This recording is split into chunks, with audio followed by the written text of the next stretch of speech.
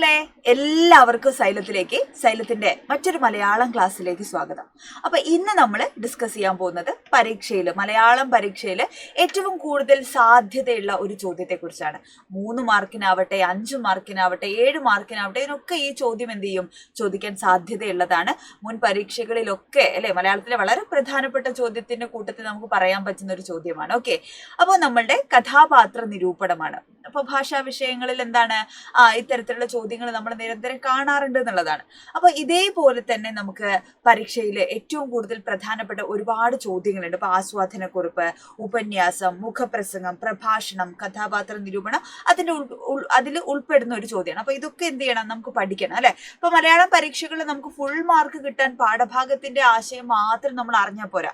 അതൊന്ന് ചോദിക്കുന്ന ചോദ്യങ്ങൾ ഈ ചോദ്യ രൂപത്തിലായിരിക്കും നമ്മൾ എഴുതേണ്ടത് അല്ലെ. അപ്പൊ ഇതിന്റെ ഒക്കെ ഘടന പഠിച്ചു വെക്കുക എന്ന് പറയുന്നത് ഇമ്പോർട്ടന്റ് ആണ്. അപ്പൊ ഇതിൽ ഏതെങ്കിലും ഒക്കെ മക്കൾക്ക് അറിയില്ല എങ്കിൽ മക്കൾ എന്ത് ചെയ്യുക, ഈ വീഡിയോയുടെ താഴെ കമന്റ് ചെയ്യുക. ടീച്ചർ അടുത്തൊരു കോണ്ടന്റ് വീഡിയോ ആയിട്ട് അത് ചെയ്യാം. ഓക്കെ, അപ്പോൾ നമ്മൾ ഇന്ന് ഡിസ്കസ് ചെയ്യാൻ പോകുന്നതിനെ കുറിച്ചാണ്, കഥാപാത്ര നിരൂപണത്തെ കുറിച്ചാണ്. അപ്പൊ കഥാപാത്ര നിരൂപണം തയ്യാറാക്കുന്ന സമയത്ത് ഇപ്പൊ 7 മാർക്കിനാണ് നമ്മൾ കഥാപാത്ര നിരൂപണം ചോദ്യം ചോദിച്ചതെങ്കിൽ അല്ലെ, ഒരുപാട് കാര്യങ്ങൾ നമ്മൾ അത് ശ്രദ്ധിക്കണം. ആദ്യത്തെ കാര്യം എന്താണ്, ഈ ഒരു കഥാപാത്രം വരുന്ന പാഠഭാഗം അല്ലെ, ആ പാഠഭാഗം എഴുതിയ എഴുത്തുകാരൻ അല്ലെ, എന്താണ് അതിന്റെ സവിശേഷത, അതൊക്കെ നമ്മൾ സൂചിപ്പിക്കണം അല്ലെ. എഴുതിയ ആള്, കൃതി, കഥാപാത്രത്തിന് ആ കൃതിയിലുള്ള സ്ഥാനം, അതേപോലെ സ്വഭാവ സവിശേഷതകള്, കഥയുടെ തുടക്കം മുതൽ ഒടുക്കം വരെയുള്ള കഥാപാത്രത്തിന്റെ സ്വാധീനം, കഥാപാത്രത്തിന്റെ സ്വഭാവം എന്ത് ചെയ്യണം, ഓരോന്നോരോന്നായി തെളിവ് സഹിതമാണ് എന്ത് ചെയ്യേണ്ടത്, നമ്മൾ എഴുതേണ്ടത്. അതിന് ചിലപ്പോൾ സന്ദർഭങ്ങൾ നമുക്ക് കൊടുക്കാം, അല്ലെങ്കിൽ സംഭാഷണ ശകലങ്ങൾ കൊടുക്കാം അല്ലെ. ഇതൊക്കെ കൊടുത്തുകൊണ്ട് എന്ത് ചെയ്യുക, നമുക്ക് കഥാപാത്രത്തിന്റെ സ്വഭാവ സവിശേഷതകൾ നമുക്ക് വിവരിച്ചെഴുതാം. അതുപോലെ മറ്റേതെങ്കിലും കൃതിയിൽ ഇത്തരത്തിലുള്ള കഥാപാത്രങ്ങൾ ഉണ്ടെങ്കിൽ അതുമായിട്ട് താരതമ്യപ്പെടുത്തി എഴുതാം. സമാന സ്വഭാവമുള്ള കഥാപാത്രങ്ങളെ അടയാളപ്പെടുത്താം. അതുപോലെ ലാസ്റ്റ് അല്ലെ, നമ്മുടെ അവസാന ഖണ്ഡികയിൽ നമ്മൾ 7 മാർക്കിന്റെ കഥാപാത്ര നിരൂപണമാണ് ചോദിക്കുന്നതെങ്കിൽ അതിന്റെ അവസാനത്തെ ഖണ്ഡികയിൽ എന്ത് ചെയ്യണം, പാരഗ്രാഫില് നമ്മൾക്ക് ആ കഥാപാത്രത്തെ കുറിച്ച്, ഇപ്പൊ നെഗറ്റീവ് ഷെയ്ഡുള്ള കഥാപാത്രമാണെങ്കിലും പോസിറ്റീവായിട്ടുള്ള നന്മയുള്ള കഥാപാത്രമാണെങ്കിലും ഏതും നമുക്ക് ചോദിക്കാം അല്ലെ. അപ്പൊ നമ്മളോട് എന്ത് ചെയ്യണം, നമുക്ക് ആ കഥാപാത്രത്തെ കുറിച്ചുള്ള അഭിപ്രായമാണ് ഈ ലാസ്റ്റ് പാരഗ്രാഫിൽ എന്ത് ചെയ്യേണ്ടത്, നമ്മൾ എഴുതേണ്ടത്. ഓക്കെ അല്ലേ? യെസ്. അപ്പോൾ ഇനി നമ്മളുടെ പാഠഭാഗത്ത് നിന്ന് മലയാളം കേരള പാഠാവലിയിൽ നിന്ന് എന്താണ് നമുക്ക് ചോദിക്കാൻ സാധ്യതയുള്ള ഒരു കഥാപാത്രത്തെയാണ് എന്ത് ചെയ്യുന്നത്, നമ്മൾ ഇവിടെ ഡിസ്കസ് ചെയ്യുന്നത് അല്ലെ. അപ്പൊ അതിൽ 2 കഥാപാത്രങ്ങളെ കുറിച്ചാണ് ടീച്ചർ പറയാൻ പോകുന്നത്. ആദ്യത്തേത് അച്യുതമാമ എന്ന് പറയുന്ന കഥാപാത്രമാണ് അല്ലെ. അച്യുതമാമ എന്ന കഥയിലെ പ്രധാനപ്പെട്ട കഥാപാത്രമാണ് അച്യുതമാമ. ഇദ്ദേഹത്തിന്റെ സ്വഭാവ സവിശേഷതകൾ കഥയിലുടനീളം നമുക്ക് കാണാം. അച്യുതമാമ എന്ന കഥാപാത്രത്തെ കുറിച്ച് കുറിപ്പ് തയ്യാറാക്കാനാണ് എന്ത് ചെയ്യുക, നമ്മളോട് ചോദിക്കുക അല്ലെ. അപ്പൊ അങ്ങനെ ചോദിച്ചു കഴിഞ്ഞാൽ എന്ത് ചെയ്യണം, നമ്മൾ നേരത്തെ പറഞ്ഞതുപോലെ കഥാപാത്രത്തിന്റെ സവിശേഷതകൾ ഓരോന്നും നമ്മൾ എഴുതണം. അപ്പൊ അച്യുതമാമയുടെ കടന്നു വരവോട് കൂടിയാണ് എന്ത് ചെയ്തത്, നമ്മളുടെ കഥ ആരംഭിക്കുന്നത്. മാധവന്റെ തിരക്ക് പിടിച്ചിട്ടുള്ള, അയാൾ നെട്ടോട്ടം ഓടുന്ന ഒരു ജീവിതമാണ് അല്ലെ. ജോലി എന്താ പറയാ, ആ ഒരു ജോലിയുടെ ബാധ്യതയിൽ അദ്ദേഹത്തിന് കുടുംബത്തെയും മറ്റെല്ലാ കാര്യങ്ങളെയും ഒന്ന് വിശ്രമിക്കാൻ പോലും സമയമില്ലാതെ ഫുൾ ടൈം ഓടിക്കൊണ്ടിരിക്കുന്ന ഒരു കഥാപാത്രത്തെയാണ് മാധവൻ അല്ലെ നമ്മൾ കാണുന്നത് അല്ലെ. അപ്പൊ മാധവൻ എന്താണ്, മാധവന്റെ തിരക്ക് പിടിച്ചൊരു ദിവസത്തിലേക്കാണ് അച്യുതമാമ കടന്നു ചെല്ലുന്നത് അല്ലെ. മാധവനോട് സംസാരിക്കാൻ കുറച്ച് സമയം വേണമെന്ന് അച്യുതമാമ ആവശ്യപ്പെടുന്നു. എന്നാൽ മാധവന് നിൽക്കാൻ പോലുള്ള സമയം ഉണ്ടായിരുന്നില്ല അല്ലെ. അപ്പൊ അതൊക്കെ മനസ്സിലാക്കി അദ്ദേഹം മടങ്ങി പോവാണ്. അപ്പൊ അച്ഛനെ കുറിച്ച് ഓർമ്മ പോലും ഇല്ലാത്ത മാധവന് അച്യുതമാമ എന്താണ്, അച്ഛൻ തന്നെയായിരുന്നു, അച്ഛന്റെ സ്ഥാനത്തുള്ള ഒരാളായിരുന്നു അല്ലെ.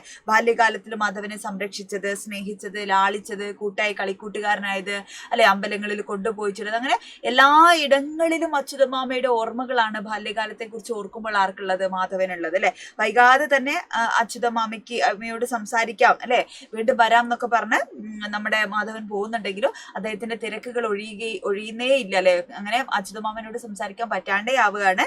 അങ്ങനെ യാതൊരു പരിഭവവും ഇല്ലാതെ അച്യുതമാമ എന്ത് ചെയ്യാണ്, മടങ്ങി പോവാണ്. അല്ലാതെ ഈ വലിയ ആളായി എന്നോട് സംസാരിക്കാൻ സമയമില്ലല്ലോ എന്നൊക്കെ പറഞ്ഞ് കുത്തുവാക്കുകളോ പരിഭവങ്ങളോ ഒന്നും പറയാതെ അല്ലെ, മറ്റൊരാളിന്റെ ബുദ്ധിമുട്ടുകളെ മനസ്സിലാക്കിക്കൊണ്ട് അച്യുതമാമ എന്ത് ചെയ്യുന്നു, ആ സ്ഥലത്ത് നിന്ന് പതിയെ മടങ്ങി പോകുന്നതാണ് കാണുന്നത്.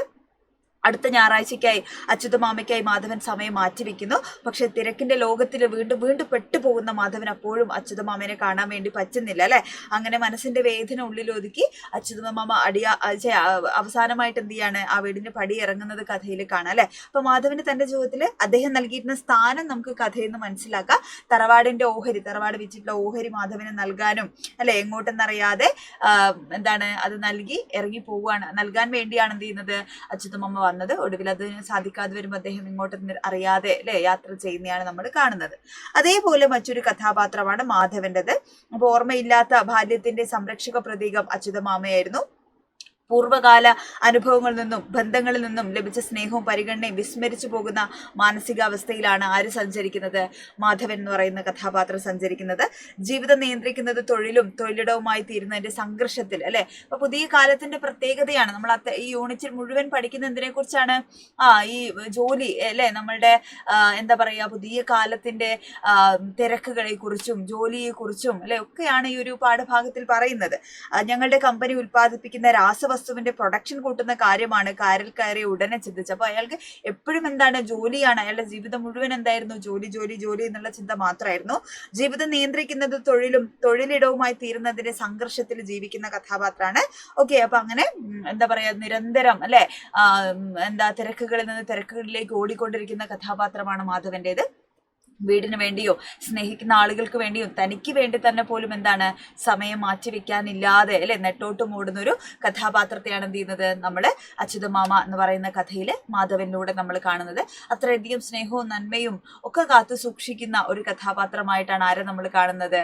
കാത്തിരിപ്പ് അല്ലെ, സ്നേഹമുള്ള ആൾക്ക് വേണ്ടി എന്ത് ചെയ്യാണ്, അയാളുടെ തിരക്കുകളൊക്കെ ഒഴിഞ്ഞ് കാണാൻ വേണ്ടി കാത്തിരിക്കുന്ന അച്യുതമാമയാണ് രണ്ടാമത്തെ കഥാപാത്രം. അപ്പോൾ കഥാപാത്ര നിരൂപണങ്ങൾ ചോദിച്ചു കഴിഞ്ഞാൽ ഇത്രയും കാര്യങ്ങൾ നമ്മൾ എഴുതേണ്ടത്.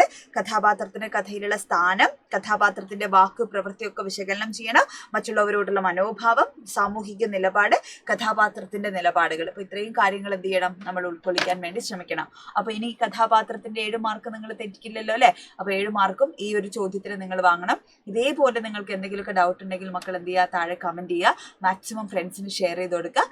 All the best. പരീക്ഷയൊക്കെ നിങ്ങൾ അടിപൊളിയായിട്ട് എഴുതണം. Okay, by.